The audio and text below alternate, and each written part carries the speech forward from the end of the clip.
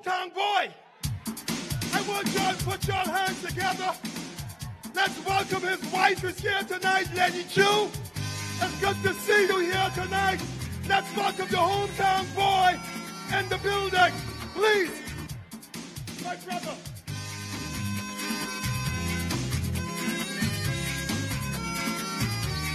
Oh, my Andros.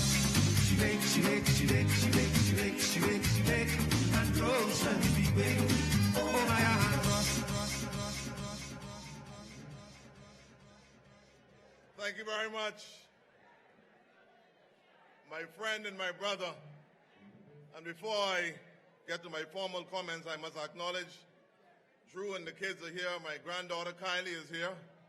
She came to see Papi, and especially to my son, I wanted to hear my song, his song, by the way. This morning he had a very serious accident, and dear, I'm glad that you are here this evening to celebrate with us here in this great PLP environment. I must also, before I forget, thank Mr. R. Whitney Bastian, as the NGC and the local leadership of Central, Mangrove and South Andros, for putting things together for our delegation to come in such mass numbers from the South, Central, and Mangrove key constituency. Thank you, sir, and thank you to the local leadership. Mr. Session Chairman, Party Leader, and Mrs. Davis, Deputy Party Leader, and Mrs. Cooper, Party Chairman, my parliamentary colleagues, past and present, executives, starboard councillors, my PLP family, good evening. First, to our leader, I would like to extend to him and our deputy congratulations on now once again assuming the high offices of leader and deputy leader and soon to be Prime Minister and the Deputy Prime Minister of our fair land.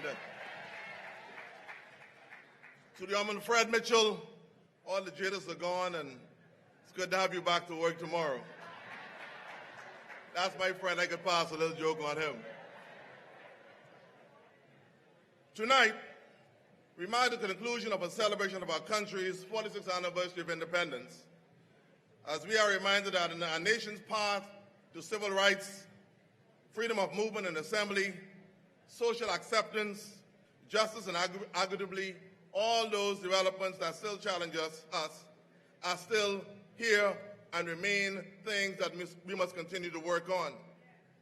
The most recent occurrences in the political arena, in my view, have led us to an all-time low among political officials, especially the most blatant disregard for their fiduciary responsibilities exhibited by the present administration. But while we have our differences on policies, we are still a godly country that stands united to condemn hate and evil in all forms and fashion. Mr. Party Leader, that young boy in Bean and Grantstown, that young girl in Matthewtown in Agua, or maybe that youngster in Smithsville, South Andros, all want to live in a society where their hope for their generation, where truth, liberty, and justice are accepted norms, and not fleeting transient elements of a fledgling Bahamian society. I would like to note that one of the most memorable speeches of our time came from Nelson Mandela, who fought tirelessly against apartheid in South Africa. His revolutionary work led him to his wrongful arrest in 1962 on charges of treason and inciting the public to take a strike against the government of that day. Mr. Mandela was sentenced to life imprisonment and delivered a 3 hours most aggressive speech in his defense ever against his racist government during his trial in Ravina, April 20th, 1964. And I quote, he said, "I have cherished the ideal of a democratic and free society in which all persons live together in harmony and with equal opportunities. It is an ideal of which I hope to live for and to achieve. But if needs be, it is an ideal for which I'm prepared to die." End of quote. Mr. Party Leader, throughout the course of history, there have been many famous speeches presented and given around the world, from Jesus Christ's Sermon on the Mount to many inaugural speeches from many world leaders, inclusive of our nation's one and only real father of the nation, the Right Honorable Sir Lyndon O. Pinling.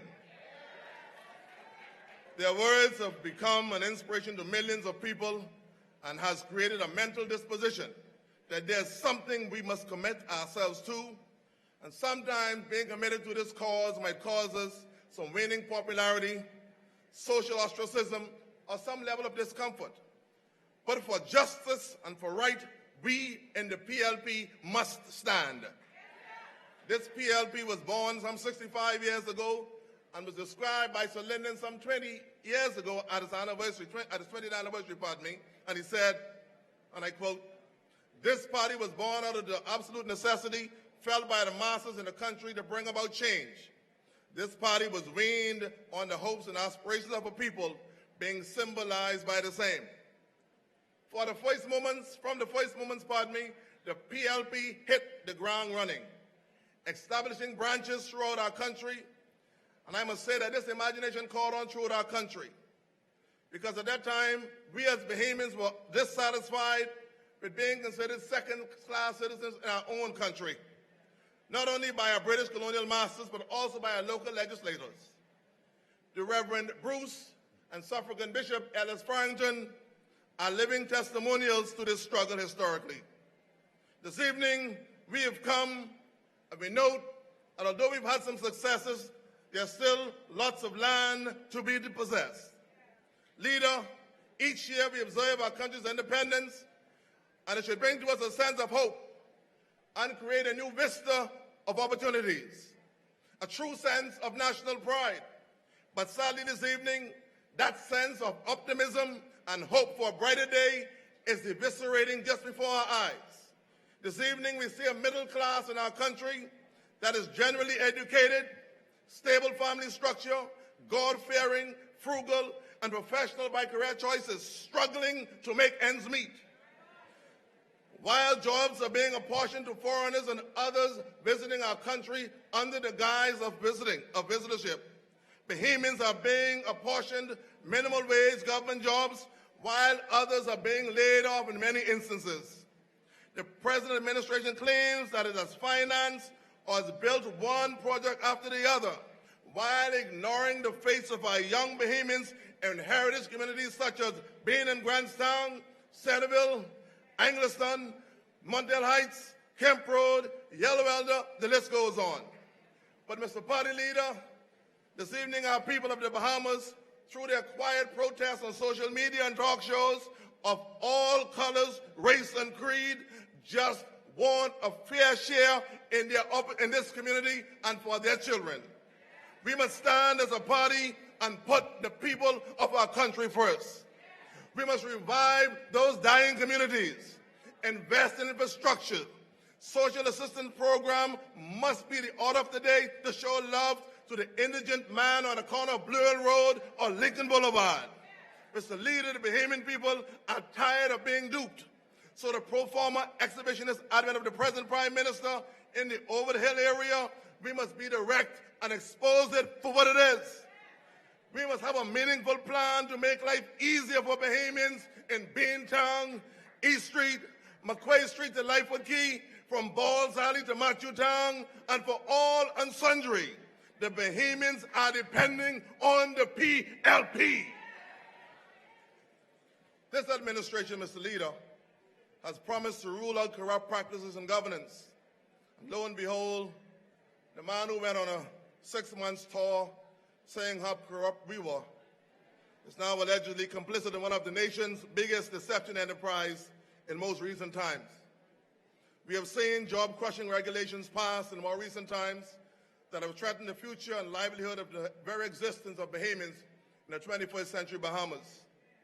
The next PLP administration must work on some simple but pressing matters for our country's upward mobility and to halt the social decadence that is now on the precipice of coming into real formation in our country. We must make child care accessible and affordable and have the courage to go forward in a meaningful way with NHI. We must invest in women's health care program, promote clean air, clean water, and coral reef protection. Climate change is real. We must rebuild our roads and our docks and our airports, infrastructures badly needed in New Providence and our family islands. And we must keep our defense force, both my lord, at least afloat and in a good operation, pardon me. We must raise the minimum wage because too many Bahamians have fallen on hard times. Mr. Party Leader, this country of ours has a share of challenges, but there's nothing that we cannot fix.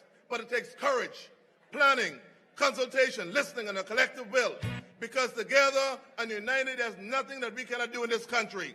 We must today commence from tonight looking at creating a brighter future for Bahamians.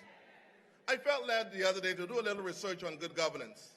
And I quickly took a cursory glance, and it says good governance. In good governance, there's due care and diligence, free of conflict of interest. Also, it is done in conformance with the spirit as well as the letter of applicable legislation and also statutory regulations. Good governance preserves and strengthens stakeholders' confidence, and this incident will be on only Bahamian people.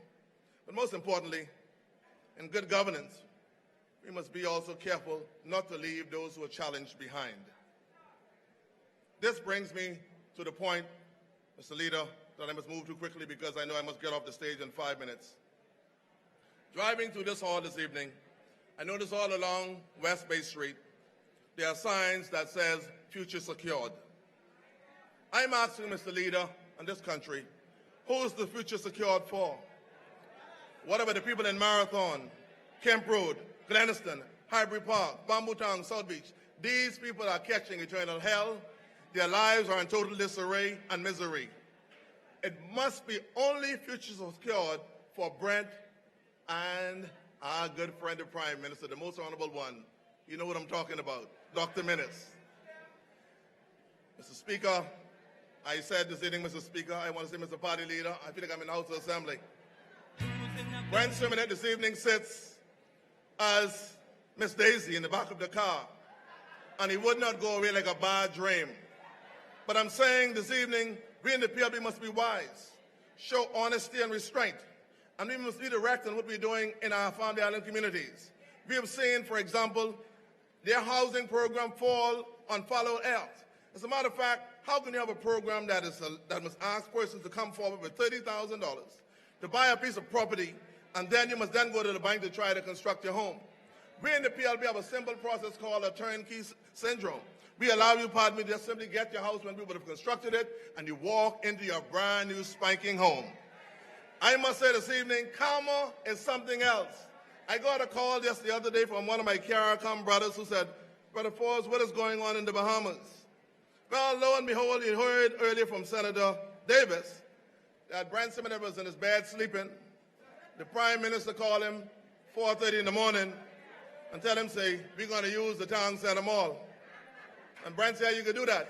He said, we'll fix it through a resolution. Well, as you know, leopard don't change their skin. This is the same thing that Pop Senator and Stafford Stanton did some years ago. And here we are, once again, 2 years later, Brent Simonet and those companies involving him being aligned with these certain companies, pardon me, have now taken some $53 million out of our Bahamian coffers.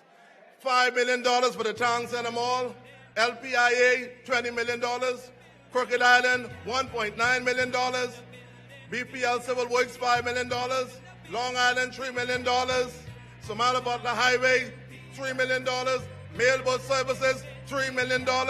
But I'm saying to you this evening, Bahamians and PLBs alike, we must not be content, but we must move forward. We know what's happening in Grand Bahama. Just ask our good friend, Brother Frederick McAlpine. To our production people, I ask you to please give me another minute or so. I was rushing myself in my presentation, and you've caused me much. Nikki, you got to give me a little break with this one. I am very concerned this evening with the F&M propaganda that is going on the newscast, BIS, and the program called A Closer Look. Gladys Hanna Martin talked about it the other day. They're now going to sell or give away through a lease program the world's 5th largest port. That is ours. Where's the Bahamas Press Club these days? Where are all those Christian gentlemen, those pastors, all that moral rectitude and fiduciary responsibility they talked about. Are they all on well-paid government boards now they can't talk any longer? When this prime minister comes through your corner on your family island, ask him simply to bring a couple dollars that they have passed through Parliament or that these other companies are now getting that we want on the ground. I want you to watch out for this PLP program that they plan to build these schools and complexes and to manage these properties. Healthcare costs is going up. And by the way, this has been the worst summer ever for BPL in our country. And in my final minute, I note the fact, this is the time for us as the PLP people to be assertive, be vocal, but be respectful and proud to be PLP. Get involved in your branches. PLPs, you must stand firm. I want you to tell at least 10 new people that we have lost that it's time to come back home. We need a revival. We are off the reef. We have set sail. We are on the brave wave. New blood, new birth, new insight, a fresh perspective. And with God's word guiding our precepts, we can do it together. We will be challenged. We must not forget the indigent and those who are still among us who need our assistance. We are not a poor people, but we are looking for access and opportunities. This is a call to action. We must win. We must win. We must fight with dignity, fight with passion and conviction, fight for determination. This is not a time for wishy-washy PLP. We must be strong and firm in our philosophy. For a better day, for a better Bahamas. We must build and unite because the enemy is not on the inside, the enemy is on the outside. The enemy is not here, it is menace and his antics and his goons who are trying to play us once again. Stay focused. Reach out to your brothers and sisters in Inagua, Eleuthera, Andros, Bimini, Grand Bahama, Mayaguana. We need to be renewed, focused, fired up, unctionized to build a better Bahamas.